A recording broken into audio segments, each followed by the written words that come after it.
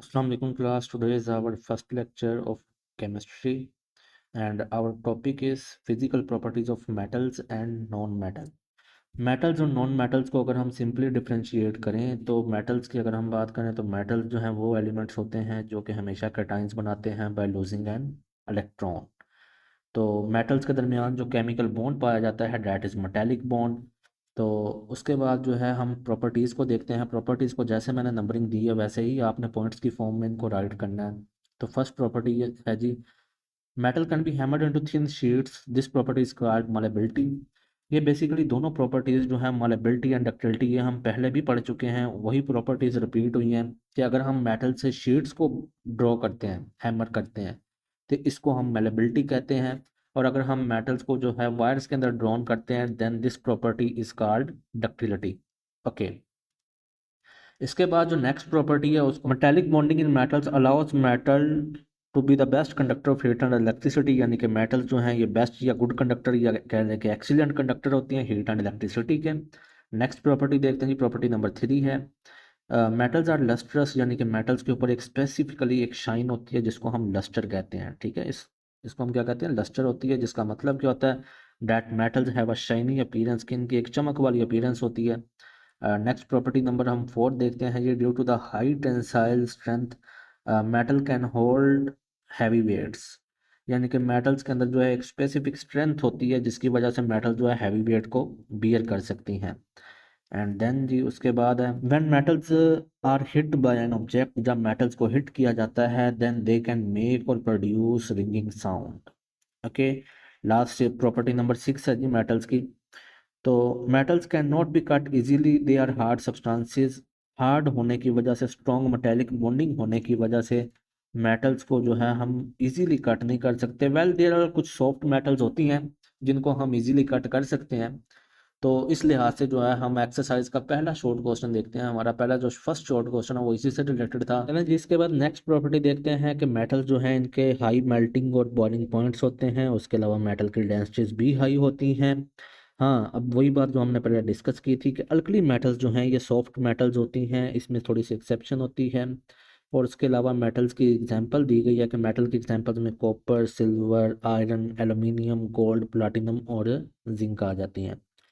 तो ये थी हमारे पास फिजिकल प्रॉपर्टीज ऑफ मेटल्स।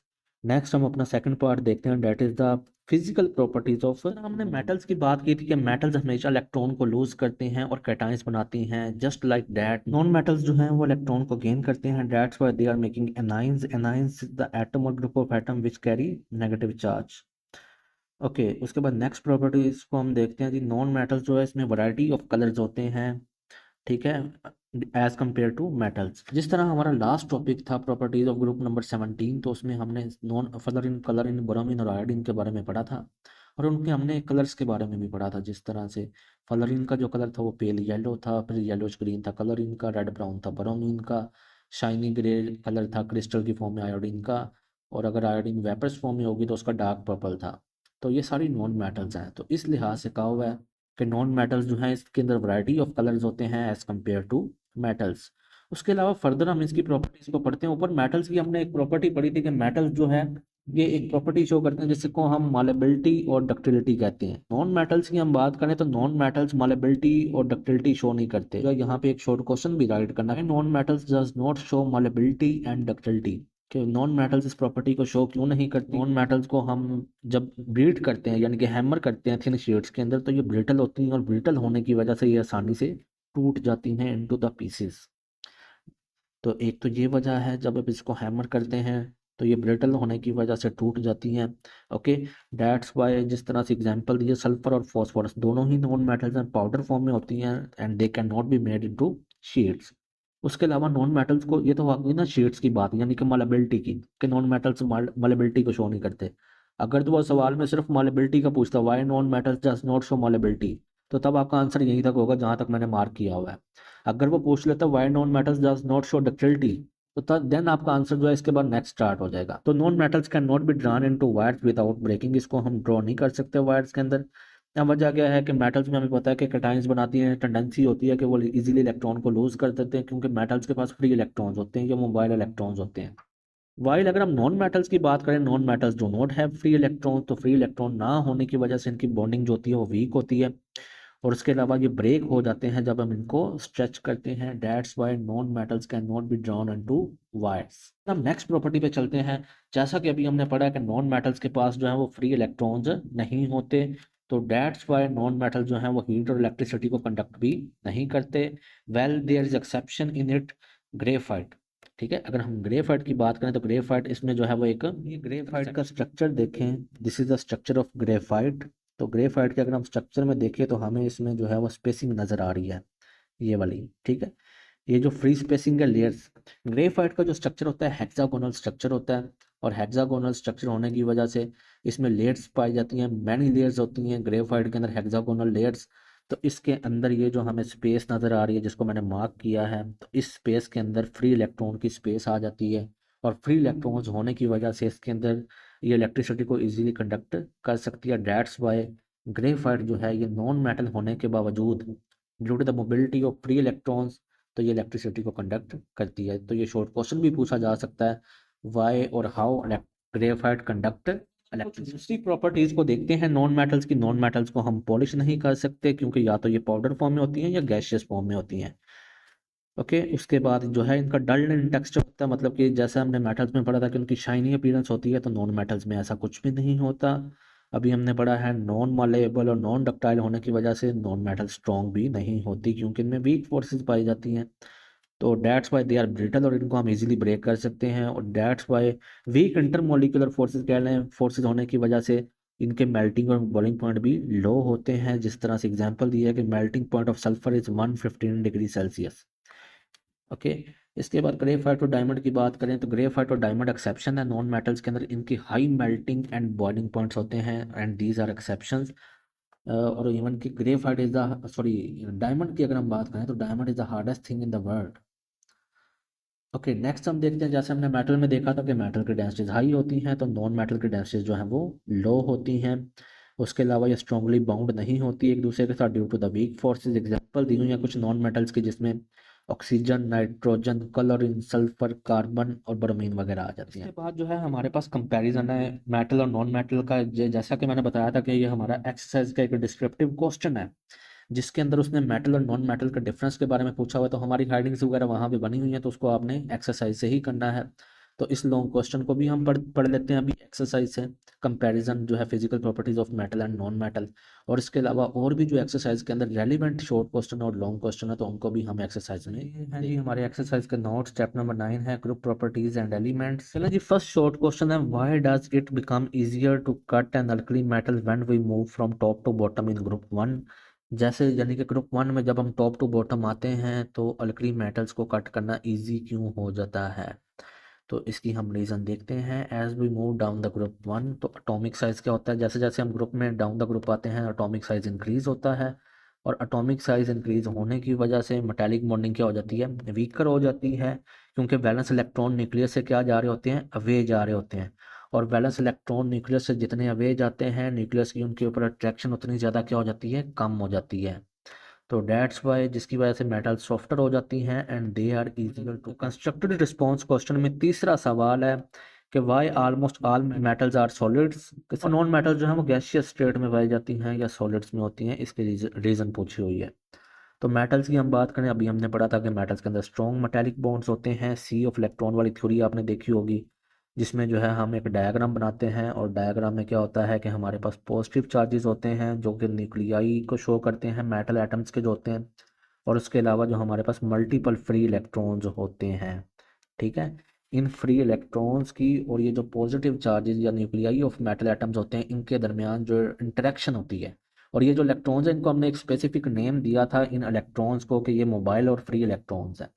तो ये जो मोबाइल और फ्री इलेक्ट्रॉन्स हैं, इनकी इंटरेक्शन को, इनके आपस में पॉजिटिव चार्जेस और ये नेगेटिव जो इलेक्ट्रॉन्स हैं, इनके इंटरेक्शन को हम मेटालिक बॉन्ड्स कहते हैं। तो उसी की बात की हुई है, और ये जो इलेक्ट्रॉन्स फ्री होने की वजह से इस तरह से दिखाई देते हैं, like the sea of electrons which are holding metallic ions in a lattice, they require significant energy to break. तो मेटल्स को इतनी ज़्यादा स्ट्रॉन्ग मेटेलिक बॉन्ड को तोड़ने के लिए एनर्जी बहुत ज़्यादा मिकदार में चाहिए होती है, जिसकी वजह से इनके मेल्टिंग पॉइंट्स क्या हो जाते हैं, हाई हो जाते हैं। इसके कंपैरिजन में अगर हम जो है वो मेटल्स है वीकर इंटरमोलिकुलर फोर्सेज वीक होती हैं, और नॉन मेटल्स में मोस्टली कोवलेंट बॉन्ड्स पाया जाते हैं which are easily overcome by room temperature. तो डेट्स वाई जो हमारे पास नॉन मेटल्स हैं वो कुछ सॉलिड में होती हैं और लाइक हमारे पास लिक्विड में भी पाई जाती हैं और गैसेज में भी। लिक्विड में एग्जांपल दी हुई है बोरोमीन की, और गैसियस में दी हुई है। वाला शॉर्ट क्वेश्चन भी देख लेते हैं, बहुत इजी है। हम 3 ऐसे एलिमेंट बताने हैं जो कि लिक्विड स्टेट में पाए जाते हैं। तो इसमें बोरोमीन, साथ आपने सिंबल भी ब्रैकेट में मेंशन कर देनी है, बोरोमीन, मरकरी और गैलियम। क्वेश्चन तीसरा है, ये भी मेटल्स और नॉन मेटल्स वाले टॉपिक से रिलेटेड है। तो इसमें हमसे पूछा हुआ है कि मेटल्स जनरली टफ और स्ट्रॉन्ग क्यों होती हैं, जबकि जो नॉन मेटल्स हैं ये तो ना तो टफ होती है ना ही स्ट्रॉन्ग होती है। इसको हमने एक्सप्लेन करना है अपने लॉन्ग क्वेश्चन के अंदर। अगेन हम उसी बात को रिपीट करेंगे। मेटल्स के अंदर स्ट्रॉन्ग मेटेलिक बॉन्ड्स पाया जाता है, डी लोकलाइज्ड कह लें या फ्री इलेक्ट्रॉन्स, जिनको हमने नाम दिया था फ्री इलेक्ट्रॉन्स होते हैं। और ये जो है सी ऑफ इलेक्ट्रॉन्स की भी बात अभी हमने की थी, इसको हमने एक्सप्लेन किया था। तो ये मेटालिक मेटल्स के अंदर जो है ये स्ट्रॉन्ग मेटालिक बॉन्ड्स होते हैं, जिसकी वजह से ये स्ट्रॉन्ग होती हैं, ये इनको स्ट्रेंथ प्रोवाइड करते हैं। वही बात हमने नीचे मेंशन किया स्ट्रेंथ वाली हेडिंग के अंदर, कि ये जो इलेक्ट्रोस्टैटिक अट्रैक्शन था पॉजिटिव मेटल के जो पॉजिटिव आयंस थे और जो मोबाइल ऑफ सी इलेक्ट्रॉन्स था, इनका जो इलेक्ट्रोस्टैटिक अट्रैक्शन होता है this is too much strong, जो कि प्रोवाइड करते हैं मेटल्स को स्ट्रेंथ। तो मेटल्स के नीचे टफनेस और डक्टिलिटी के बारे को भी एक्सप्लेन किया हुआ है, ये हमने चैप्टर नंबर 3 से डायग्राम ली हुई है, तो इसको आपको दोबारा से अलग से करने की ज़रूरत नहीं होगी। बॉन्ड्स जो होते हैं मेटल्स के ये नॉन डायरेक्शनल होते हैं, जब इन पे फोर्स अप्लाई करते हैं तो इनकी लेयर्स स्लाइड कर जाती हैं विदाउट द बॉन्ड ब्रेकिंग, जो कि जिसकी वजह से मेटल के बॉन्ड्स ब्रेक नहीं होते, क्योंकि इनमें फ्रीली स्पेस होती है मोबाइल और फ्री इलेक्ट्रॉन्स के होने की वजह से। तो जिसकी वजह से हम मेटल को स्ट्रेच करके वाट्स में भी चेंज कर सकते हैं और उनको हैमर करके शेड्स में भी चेंज कर सकते हैं, जिस प्रॉपर्टी को हम मालेबिलिटी और डक्टिलिटी कहते हैं।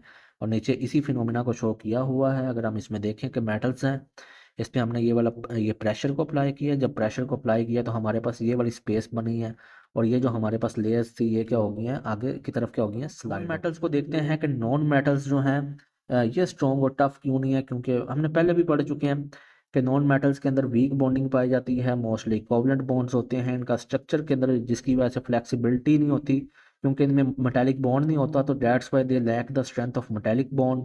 और उसके अलावा हम बात करें इंटरमोलिकुलर फोर्सेज की, तो वीक इंटरमोलिकुलर फोर्सेज पाए जाते हैं। और उसके अलावा कोवलेंट बॉन्ड है, तो हमने देखा था कि मेटल्स के अंदर नॉन डायरेक्शनल बॉन्ड थे, covalent bond are directional bonds. और उसके अलावा जो है इनमें मॉलिक्यूल्स के अंदर फोर्सेस वीक होती हैं, डेट्स बाई इनकी टेंसाइल स्ट्रेंथ भी क्या होती है, लो होती है, जिसकी वजह से ना तो हम इनको स्ट्रेच कर सकते हैं ना हैमर कर सकते हैं इनटू शीट, क्योंकि वैसे भी ये दे आर ब्रिटल हमने पढ़ा था कि, और इनको हम इजीली ब्रेक कर सकते हैं। और पुअर स्ट्रेस रिस्पॉन्स हम ये भी देख लेते हैं कि जब हम इनको ऊपर प्रेस करते हैं, कंप्रेस करने की कोशिश करते हैं, तो इनकी शेप क्या हो जाती है, डी फॉर्म हो जाती है, इनको हम बेंड और स्ट्रेच नहीं कर सकते। तो ये आपने एक डिस्क्रिप्टिव लॉन्ग क्वेश्चन याद करना। हमारे पास छठा डिस्क्रिप्टिव क्वेश्चन है, कंपैरिजन है मेटल्स और नॉन मेटल्स का, ये भी हम पढ़ चुके हैं। हाई मेल्टिंग और boiling point, low melting and boiling point non metals के होते हैं। कंडक्टिविटी की बात करें तो metals are good conductor of heat and electricity while non metals are poor conductor, exception हमने पढ़ी थी ग्रेफाइट की होती है। मालेबिलिटी और डक्टिलिटी की बात करें तो इसको भी हमने बहुत अच्छे से एक्सप्लेन किया कि मेटल्स जो है मालेबिलिटी डक्टिलिटी को शो करते हैं while non metals are brittle. Metals की बात करें तो ये लस्ट्रस सॉलिड्स होते हैं, मरकरी के अलावा, मरकरी लिक्विड स्टेट में पाई जाती है। उसके अलावा नॉन मेटल्स डल होती हैं, पॉलिश नहीं किया जा सकता। एक्सेप्शन दी हुई है आयोडीन की, बिकॉज आयोडीन जो है वो सॉलिड फॉर्म में पाया जाता है, नॉन मेटल है, हैलोजन फैमिली से बिलोंग करता है। इसके अलावा मेटल्स जो है वो जनरली टफ और स्ट्रॉन्ग होती हैं, नॉन मेटल्स की बात करें तो जो टफ और स्ट्रॉन्ग नहीं होती। तो ये हम आपने हार्डिंग के साथ एज इट इज़ ये लॉन्ग क्वेश्चन करना है। Okay, this is all about our today's topic. If you people have any question, please let me know. Okay, thank you. Allah Hafiz.